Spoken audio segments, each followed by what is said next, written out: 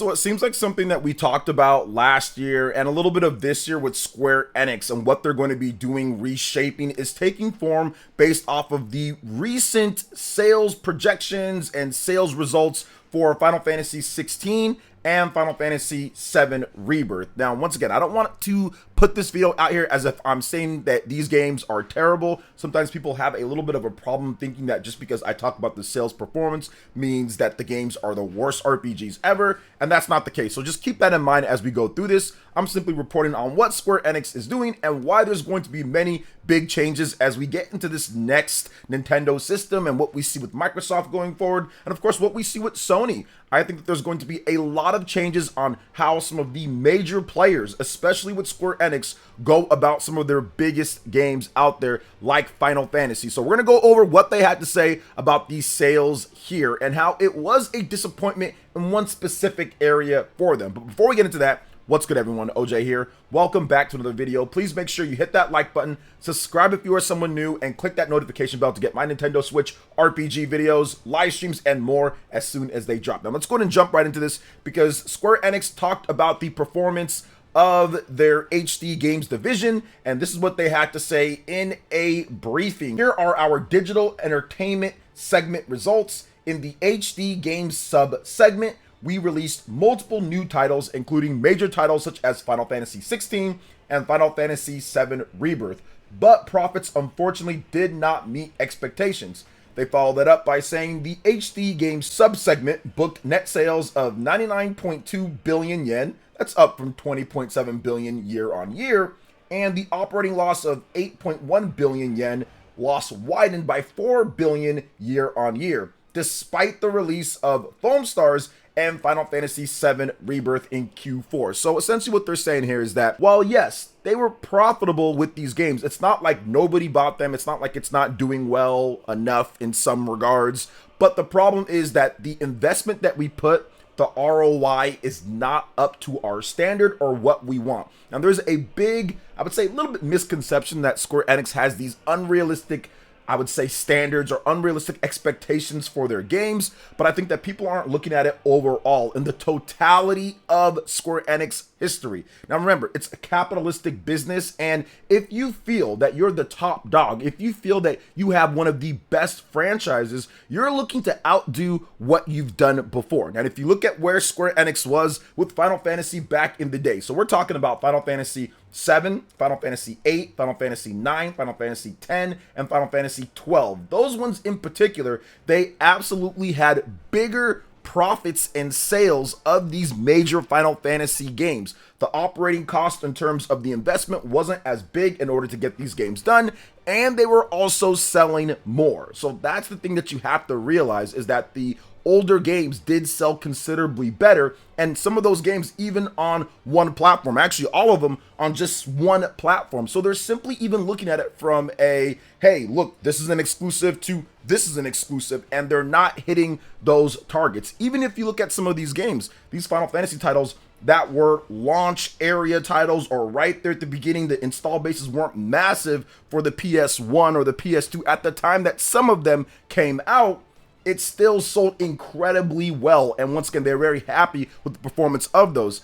I think that at this point, they're clearly seeing that many other RPGs have passed them up, and I feel that that is a little bit of an issue for them. Stuff like Monster Hunter, Persona, not only are they multi-platform, but they're selling a lot more than what we see with Final Fantasy. So I do think that they're looking at this and saying, hey, we need to make some changes. If we're going to spend $100 million plus on Final Fantasy, we've got to have it to where we sell like we did before. Like, we want to hit those numbers that Final Fantasy 15 hit, or that Final Fantasy 10, or Final Fantasy 7, 8, 9. We want to get there. We have an IP, Final Fantasy, that is incredibly popular. So they're looking at it from a capitalistic business point of view. They're not looking at it like, oh, well, this Sega game over here only sells this much, or this other RPG only sells this much, because that's what I get accused of a lot here, saying like, oh, you put Final Fantasy or you put Square Enix unfairly compared to other stuff, but they're comparing it based on their own expectations, based on where Final Fantasy is.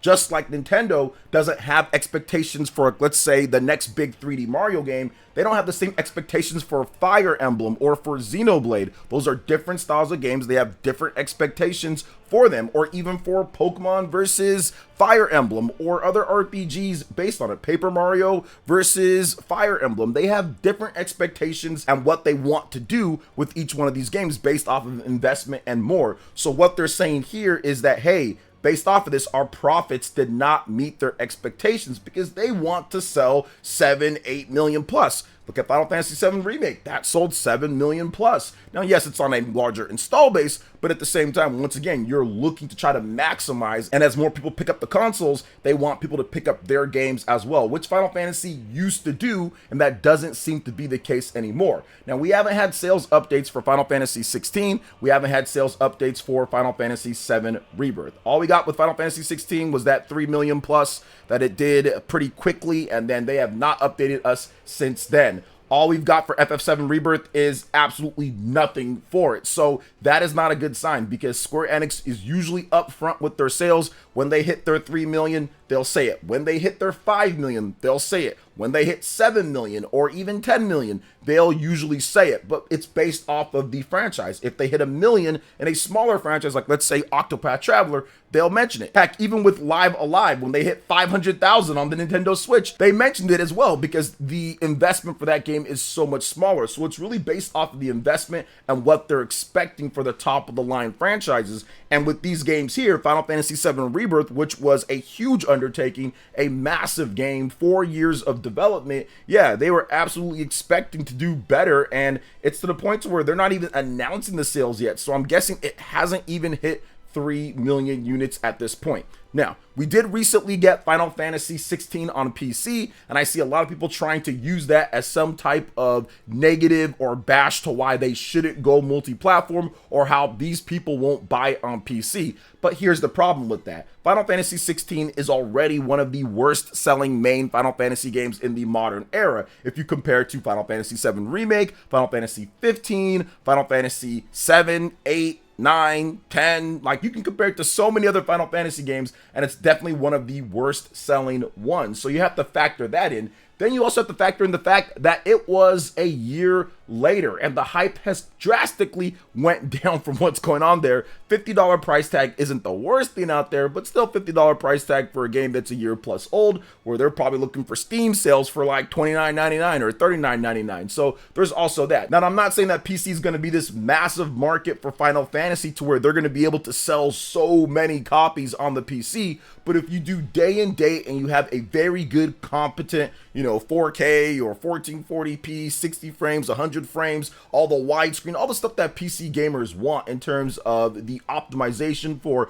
a range of graphics cards and different powers and RAM and all of that. So if you have everything all set up good and ready to go right there at launch, which is very difficult to do, by the way, not going to sit here and say like that's something that's easy, but if you have all that ready and you hype it up and you launch it all there day one, if that's PlayStation, Xbox, PC, and somehow you were able to get somewhat of a competent version of Final Fantasy out, Final Fantasy 16 out on the Nintendo Switch as well for the Japanese base overall, you're going to sell millions more than what you did. Now, obviously, there was a deal with Sony with Final Fantasy 16. We don't know how much money was given. We do know that there was resources that was lended when it comes to developers and optimization and certain things to get stuff running and all of that, but we don't know how much money was given for the deal. So it looks like even with that factored in, the fact that they did get money from Sony, whether it be developer resources or whatever the case is, that still wasn't enough for what they wanted. So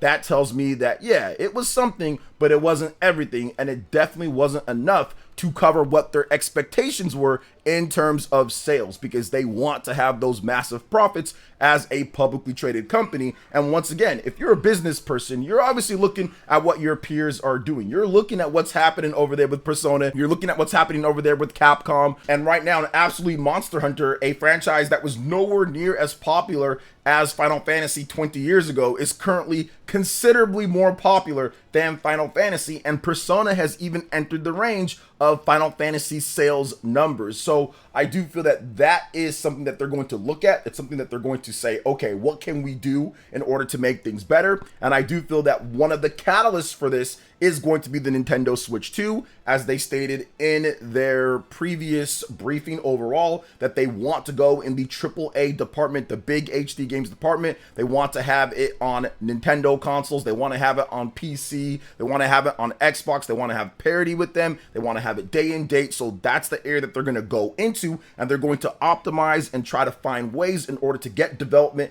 to go towards that, because that's really the next step at this point. Now, they've tried the PlayStation exclusivity, and honestly, it just didn't work out. It didn't necessarily work out the way that I think both companies would have wanted it to work out. I think they were probably seeing it at the time, because I always like to tell people this.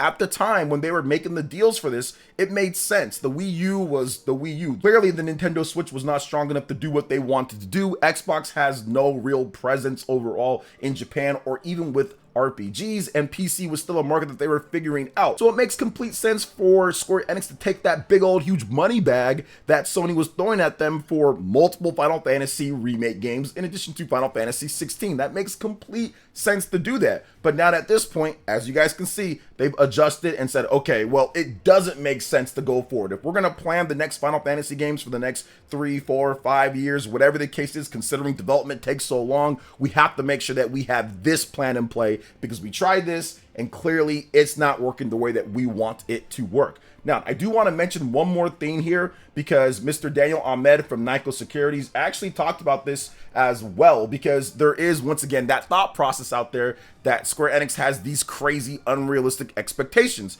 He has access to some numbers in terms of his job, and he stated this: "This is one of the rare cases where Square Enix is being reasonable, as both games really did underperform compared to past entries." So this is something that, you know, people are saying that are in the sales type of area that they're looking at it. And the reason why he's being serious here, as he's usually kind of joking around with some of this stuff, is because there are so many people who feel that Final Fantasy games, Final Fantasy 7 Rebirth and Final Fantasy 16 did incredible. Oh, it sold 3 million. That's incredible. And it's like, okay, yeah, compared to, like, I don't know, Xenoblade or something like that, right? That doesn't have the expectations. But if you compare it to what Final Fantasy used to do, that's a problem. That's a problem for a capitalistic business. So I'm hoping that people can understand that when I'm talking about it in this video, because I get accused so much of wanting to hate it and just being a hater of it, or whatever the case is. Oh, you love Atlas, this and that. It's like, guys, listen, I would love nothing better for Final Fantasy to be incredible, for Final Fantasy to sell fantastic. I have no issues with Final Fantasy 14. That's Square Enix's best, biggest selling Final Fantasy of all time, and makes them a ton of revenue. That's awesome. The game is great. Not necessarily for me, but it's great for people who want it. I want Final Fantasy to be awesome, and I know that it can be. There's so many good things about Final Fantasy 16 and Final Fantasy 7 Remake, Final Fantasy 7 Rebirth. I just want them to kind of do things in a little bit of a different manner. I think that there is an opportunity for traditional or more core Final Fantasy that has an ATB and a cool modern and turn-based system, like we're seeing with Metaphor Refantazio, or something along the lines of that. Final Fantasy 7 Remake is kinda, but not really. You guys know what I mean with that, right? Or Final Fantasy 7 Rebirth as well. Final Fantasy 16, if you want to make that type of action RPG Final Fantasy, you can. You can definitely do that if you want to, but there's absolutely room for both. I think that you have to take advantage of Japan a little bit more. Clearly, the Nintendo Switch is dominant there. The Switch 2 is probably going to be dominant there as well. Take advantage of that. You can make some more higher end AAA type of stuff like you did with, for example, Dragon Quest XI-S, and look how well that game sold specifically on the Nintendo Switch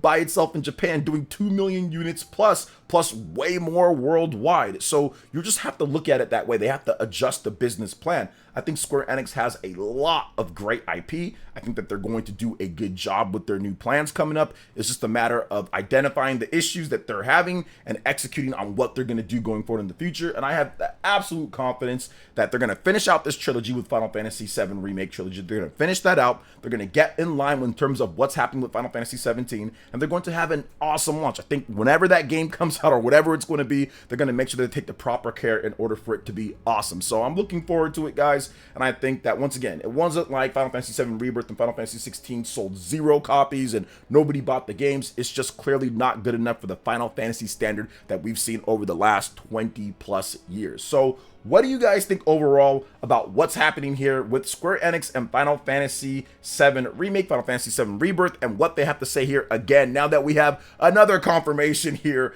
of what's going on? Let me know in the comment section below. All right, guys, that wraps it up for this video here. Thank you so much for watching. I do appreciate it. Please make sure you hit that like button, subscribe if you're someone new, click that notification bell, and check out my other Nintendo Switch and RPG videos right here on screen. Thank you so much for watching. We'll catch you guys for the next one. Peace.